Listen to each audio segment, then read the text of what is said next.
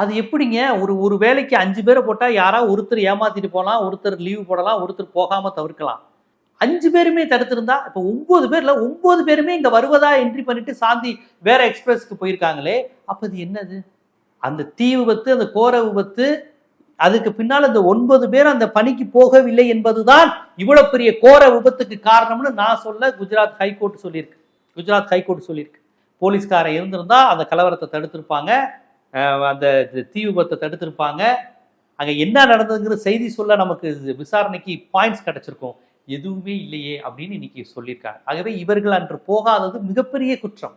ஏதோ அன்னைக்கு பணிக்கு வரவில்லை, அரசு பணியாளர் தனது பணியை செய்யவில்லைங்கிற ரேஞ்சில் இது முடிச்சு விட முடியாது. இந்த இடத்துல தான் நமக்கு ஊடகவியலாளரா கூட வேணாங்க. எனக்கு சராசரியா டவுட் வருது. ஒரு எரிப்பு, ஒரு ஆதாரம் இல்லாம யார் எரிச்சாங்கன்னு தெரியாம ஒரு ரயில் எரிப்பு நடக்குது. அதை தொடர்ந்து மிகப்பெரிய குஜராத் கலவரம் நடக்குது.